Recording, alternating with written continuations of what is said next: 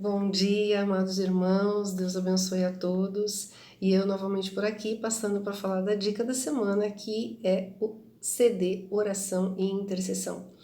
Nós sabemos que a nossa comunicação com Deus é a partir das orações. O quão é importante nós intensificarmos nessas últimas horas, né, da Era da Graça. E na primeira mensagem fala muito sobre orações e ações de graça, né, onde nós esquecemos dessas orações muitas vezes e nós temos que intensificar essa oração, agradecer pela fidelidade do Senhor em toda a nossa vida, em toda a nossa caminhada, né?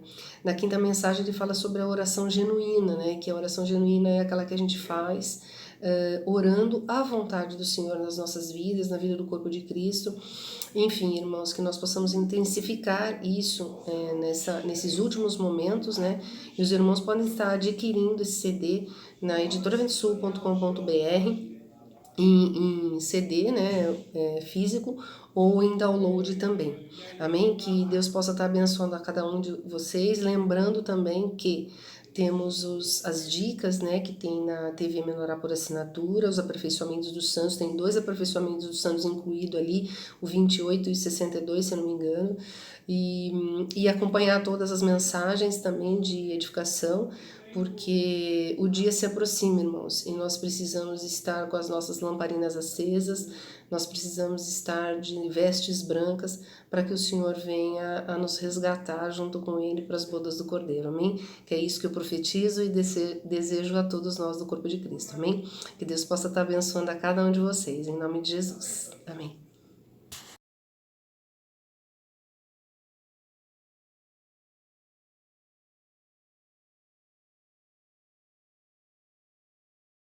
Bom dia a todos os irmãos.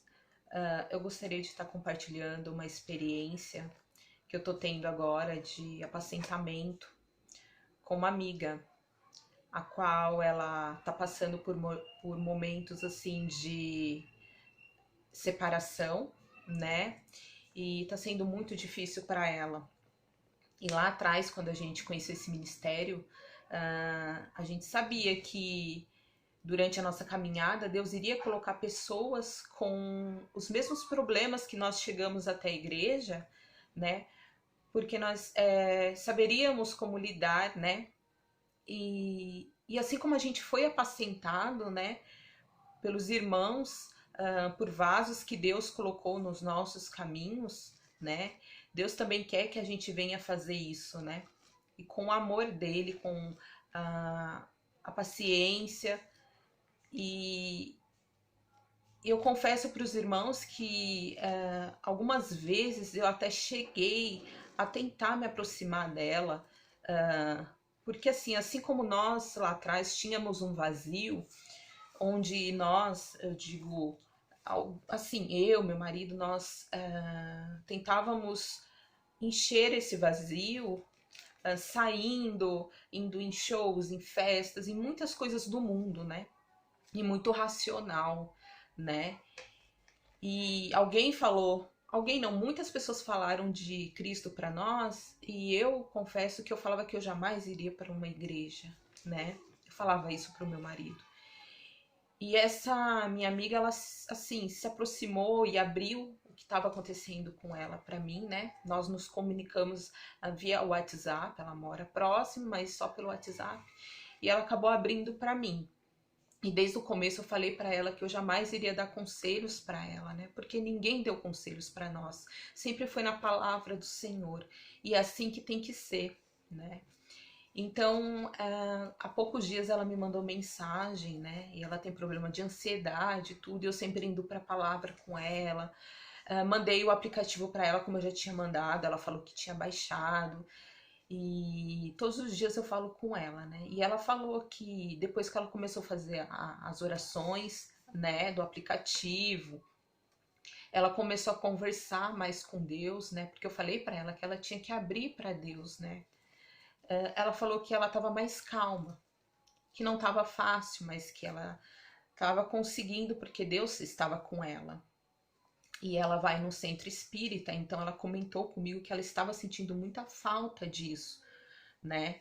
E assim como lá atrás também, eu e meu marido, nós também procuramos essa ajuda dessa forma, nós vemos assim que tudo que está acontecendo dentro do lar dela aconteceu conosco também. Tudo, tudo, tudo, irmãos. Nada é diferente. A procura do centro espírita, a procura de coisas do mundo para suprir, né? Sendo que o que supre o vazio aqui dentro é Cristo. Então Deus me deu essa abertura, assim, porque Ele faz uns arranjos, né? A gente não entende, mas é na hora dele, né? E Deus fez todo esse arranjo para mim conseguir falar dele para ela, né? Indo para a palavra, sempre apacentando, né? E eu agradeço muito ao Senhor, né? Por ter nos escolhido, né?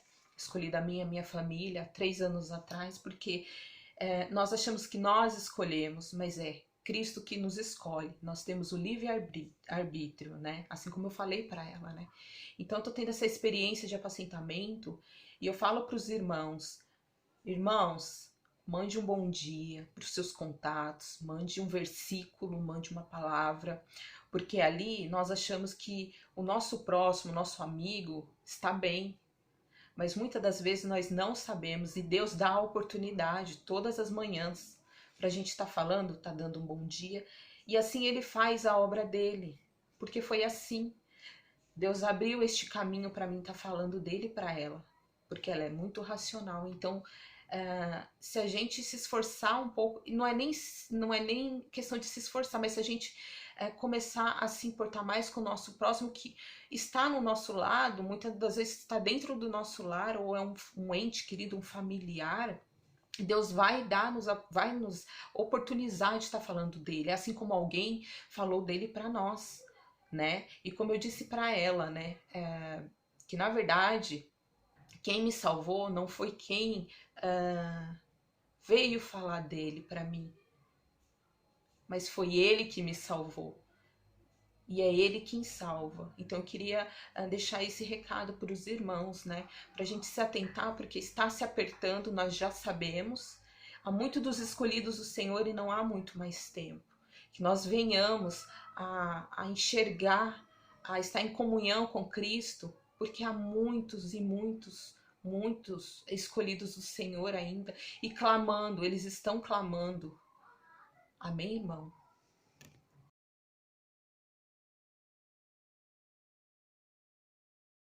Bom dia a todos os irmãos, graça e paz do nosso Senhor Jesus Cristo. Hoje eu venho aqui, nessa manhã de domingo, compartilhar com os irmãos de uma das experiências que eu estou tendo, né, que eu tive há 15 dias atrás, na leitura do livro A Injustiça da Parte de Deus, né, especialmente no capítulo 24, que eu tenho um título assim, Sendo Nada, Sou Tudo. Né? Esse capítulo são 2 páginas só de oração, e as outras 2 páginas falam muito sobre rejeição e carência, né? E a minha experiência foi assim, há 15 dias atrás eu tive 2 situações onde eu me senti extremamente rejeitada.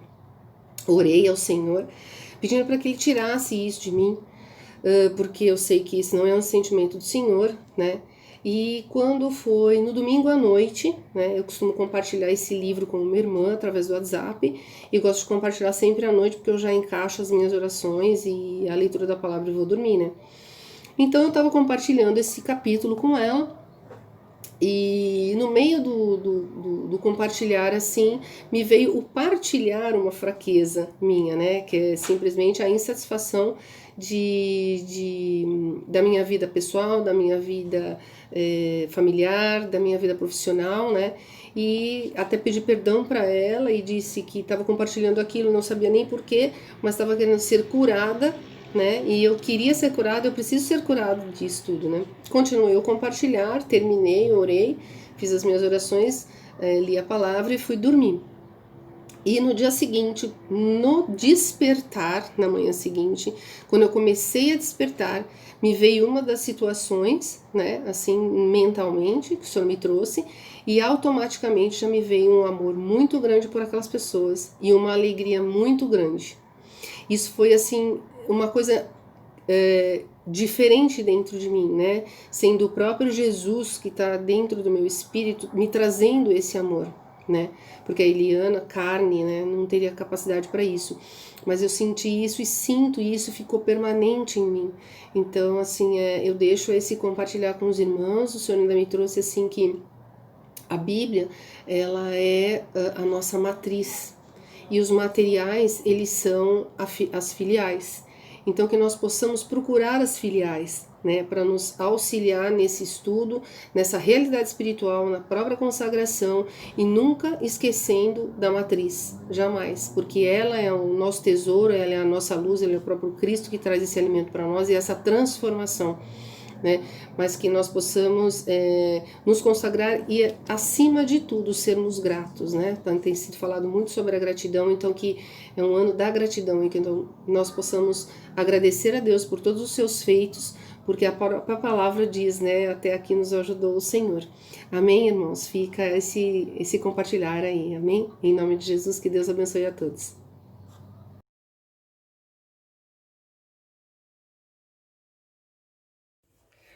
Bom dia, irmãos. Quero compartilhar com vocês algo sobre o livro Seja Próspero, que eu venho realizando a leitura. É uma leitura bem objetiva, bem esclarecedora.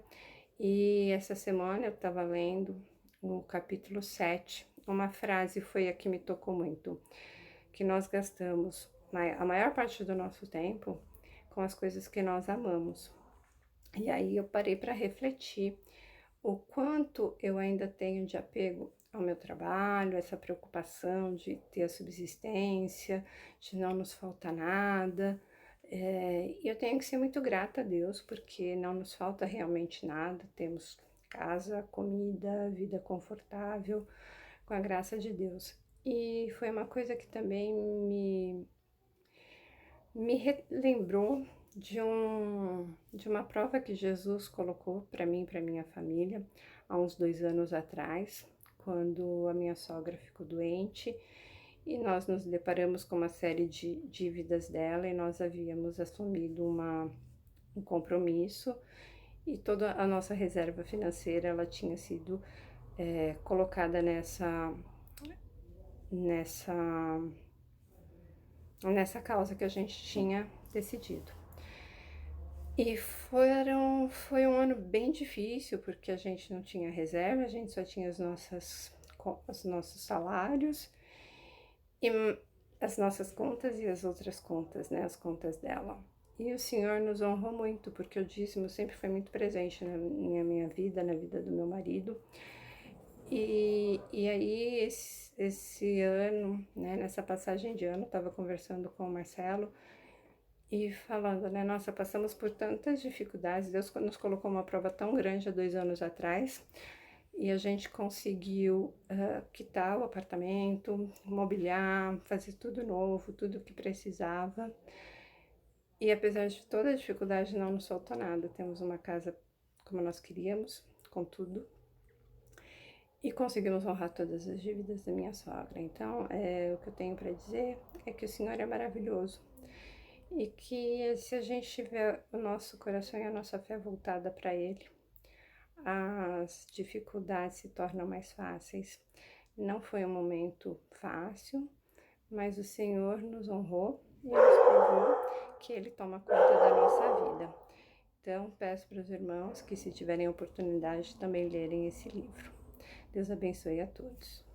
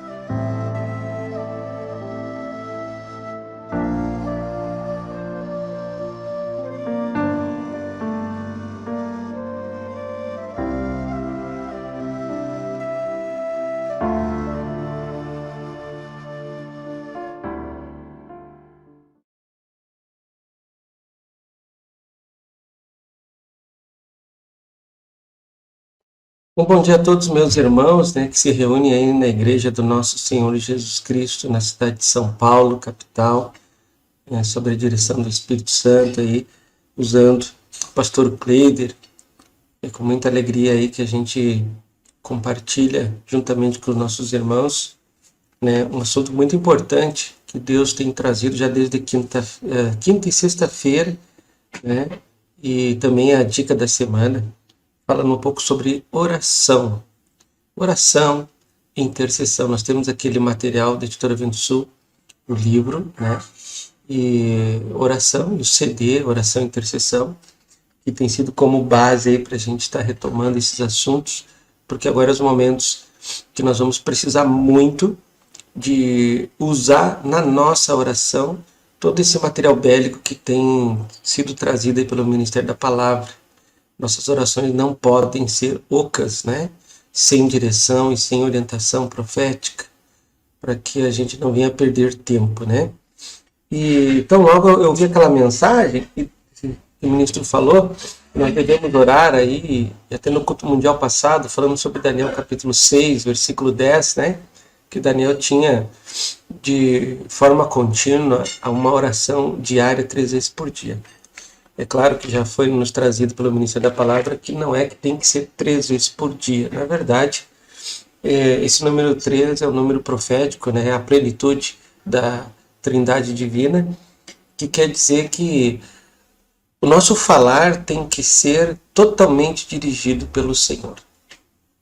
E em cima dessas mensagens, eu comecei a refletir sobre oração desde o livro de Gênesis. Deus me trouxe assim, vários personagens que levantaram as suas vozes em oração e que foram recebidas no terceiro céu e respondidas aqui no primeiro céu.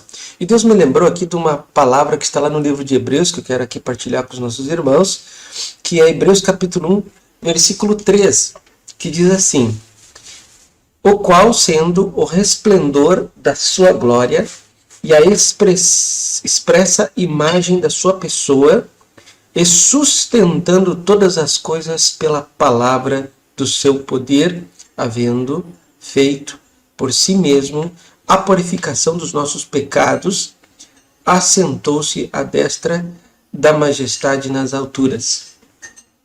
E o que me chama a atenção aqui, meus irmãos, é essa palavra aqui, sustentando todas as coisas pela palavra do seu poder. Me chamou muita atenção isso. E essa frase aqui me reportou lá para Gênesis, né? No capítulo 1, onde Deus, com a sua palavra, já começa no primeiro versículo, dizendo: criou Deus, no princípio criou Deus os céus e a terra. E no versículo 2, a terra estava sem forma e vazia, e havia trevas sobre a face do abismo, e o Espírito de Deus se movia sobre a face das águas. E disse Deus: haja luz, e houve luz.